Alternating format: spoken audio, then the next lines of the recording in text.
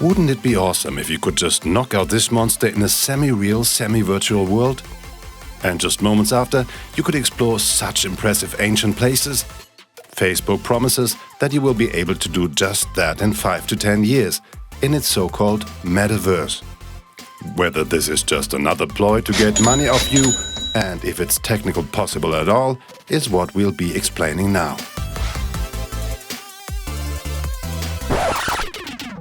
Dancing at a live concert virtually, or digitally meeting friends who live on the other side of the world at a party. And perhaps just casually meeting up with Justin Bieber and joining him for a drink. Wouldn't that be awesome? These are all Facebook's visions for a metaverse that is supposed to grow step by step.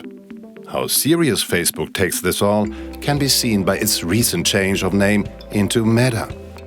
It's all a bit Ready Player One, The Matrix or Star Trek holodeck. In the next 5 to 10 years, Mark Zuckerberg wants to establish this as part of the mainstream. It's a very ambitious goal. So far, virtual reality is mostly used by gamers and geeks, and only those that can afford it. You'll probably know some of the precursors to Metaverse. The online platform Second Life, where you can live a whole other life, to Pokémon Go, which was a huge hit a couple of years ago and which also received an augmented reality mode upgrade, to the PlayStation 4 VR game Dreams, which allows players to do anything from minigames to creating virtual art. But Facebook/Meta wants to go even further. So far, all there is are nice computer animations for advertising, but the company isn't starting from scratch. In 2014, it took over the VR goggles producer Oculus. And just recently, the augmented reality goggles Ray-Ban Stories were released. Meta is currently working on new AR goggles with the codename Project Nazare. There's already the virtual world Horizon. It consists of Horizon Home, a virtual living room that lets you invite online friends. It also includes Horizon Workrooms, a VR surrounding for business meetings. However, it's not very refined yet and has received a lot of negative online reviews. Likewise, other companies are also looking into the possibility of creating a type of metaverse, like Nvidia, with its real-time simulator Omniverse, which lets graphic designers work together virtually, or the online games platform Roblox, which lets users create their own computer games to play with others. The video game developer Epic Games is also working on its own metaverse idea in order to combine its mega hit Fortnite with other franchise universes like Marvel. So much for the plans to create a type of metaverse.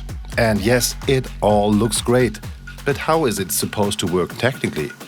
Mark Zuckerberg has not said a word on how much data his new prestige project is going to consume. Chip manufacturer Qualcomm expects a live virtual reality surrounding to need around 200 megabytes per second. This would be almost impossible with a 4G internet connection that often has download speeds around 30 megabytes per second. Instead, you'd need the latest mobile communication standard 5G, but it will take some time until this network has been fully developed across the globe. And speaking of computing power, today, even the most powerful stationary computers will be unable to cope with these apps. You will definitely need brand new and expensive VR or AR goggles in order to experience this. And then there's the issue of Meta's very own motivation for coming up with this whole idea. One part of the presentation in particular made us think twice. We're also building a Horizon marketplace, where creators can sell and share 3D digital items. And our hope is that this will enable a lot more commerce and help grow the overall metaverse economy. That sounds more like Mark Zuckerberg is mainly interested in your money again. That Meta will collect a lot of information on you that you're supposed to keep calm and buy digital clothes. And who knows, perhaps you can only access this lovely jungle over there after passing the paywall. And once you're there, ads might pop up everywhere. There are several reasons to suspect Meta is trying to set up its next monopoly.